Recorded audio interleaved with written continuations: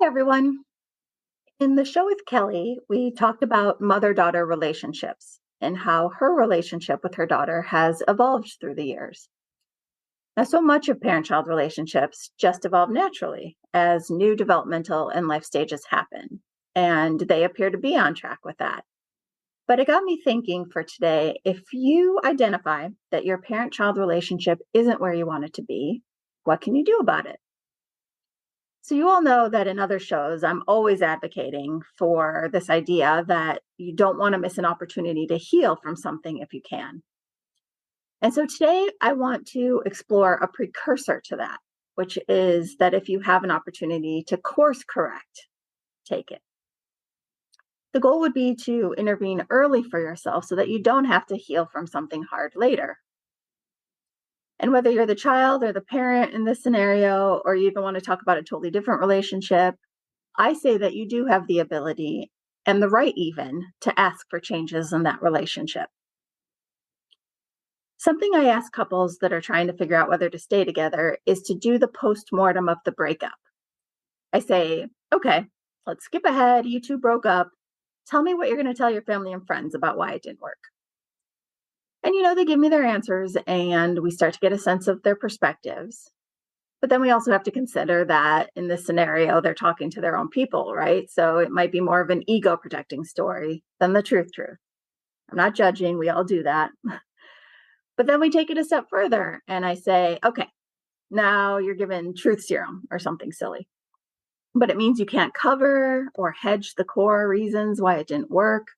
You got to say whatever you want without consequences. So now sum up for me why it really didn't work. And this exercise can be so powerful because it really illuminates the core issues. And even better, it gets us to those issues before the breakup has to happen. Now, of course, we're lucky because they're in the therapy room trying to figure things out, which means there's still a chance to repair the relationship. But if you don't have a therapist facilitating the discussion, you can still take the concept of the postmortem and do that on your own with your loved one. You just sit there face to face and say to each other, if we don't work out, what are the true core reasons why? No BS. Now, you may think I went on a tangent about couples, but I promise you this is relevant for parents and children. And of course, it's not about breaking up per se. You likely aren't going to go your separate ways unless it's a truly toxic situation. But it's even more imperative then that you find the core reasons for unhappiness or dissatisfaction or disconnection in that relationship because it is a special connection. And with same sex dynamics like mother daughter, father son, there's even higher stakes because of the social, emotional, societal pressures that all coalesce from the weight that we give to those particular pairings.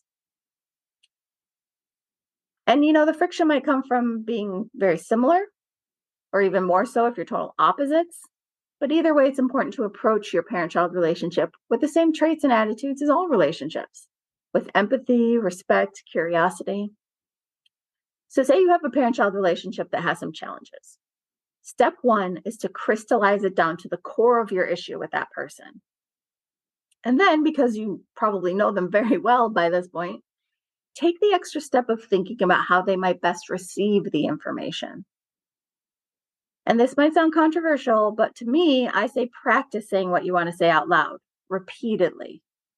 You don't want to rehearse a speech or commit yourself to exact wording, but practice saying how you feel out loud so that you can hear what your loved one's about to hear. In my experience, people usually screw up the delivery of their message when they're trying to talk to someone else because they start to ramble or they add details that muddy the waters or aren't as important. And listen, you don't have to deliver your message perfectly. I don't want you to stress out about getting it out perfectly or having the exact perfect words. But I'm saying that practicing out loud will tighten up your language. And it's like training your brain to focus on certain pieces so that if you do get off track, you can get back to the core message and it doesn't get lost. And finally, remember that parents and children, while they do have a unique connection, the same relationship rules apply for how to make it a healthy one.